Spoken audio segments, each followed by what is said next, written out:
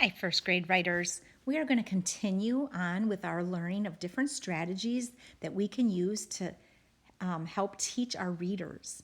So remember, when you write a story, somebody's going to read it, and those are our readers. So we want to use all kinds of the strategies that I'm teaching you to make our stories exciting and worth reading.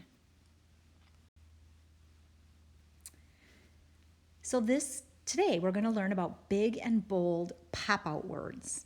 We've already learned about twin sentences, and now we're going to add to that. We're still going to write twin sentences, but we're also going to start to use big and bold pop-out words. For example, if you look at this B here, underneath, there's words that are in bold print. There's a picture, but then it says, let me grab my finger here, sorry about that. Bees play an important role in pollinating flowering plants. See how pollinating is in darker print? We call that bold print. And the authors make things darker or bigger so that draws attention for the reader. The reader will say, look at that. That word's darker. That must be an important word.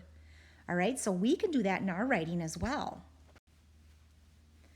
So another example is sometimes we use different colors. We make it darker, bold, or we use different colors to make it stand out to our readers. Do you know how to stay safe when riding your bike? You need to wear a helmet to protect your head from injury. Notice how they made helmet, protect, and injury in a different color print. And that is just so you draw attention to it. Your reader will notice it more, and they'll know that's really important in your story. So in this example, we have bold, color, and also italics. Now that means that you slant your words a different way. See how fish is kind of slanted to the side and the other words are not? Well, you can do that in your writing too. You can change the direction of your word. This is really helpful when you're typing your story, which we will do toward the end of the year. But right now, you can still use a slant in your words to draw attention to certain words that you want your reader to really understand. So we can use bold letters, we can slant or make italics, or we can use a different color in our text. So friends, you are going to be turning in a paper on Friday.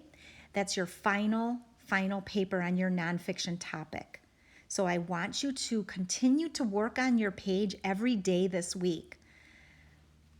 We've been using twin sentences, and now we know big and bold pop-out words. So in your stories that you're writing, I want you to use twin sentences and big and bold pop-out words. All right, and so the best thing for you to do is to take your story that you're excited about, that's on your nonfiction topic. For example, if you wrote a story on how to carve a pumpkin, stick with that story all week, but go back to that story and add the big bold words and make sure you have lots of interesting twin sentences.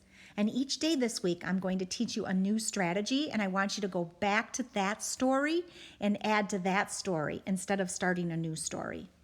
All right? Have fun writing. I can't wait to see how you're using your strategies.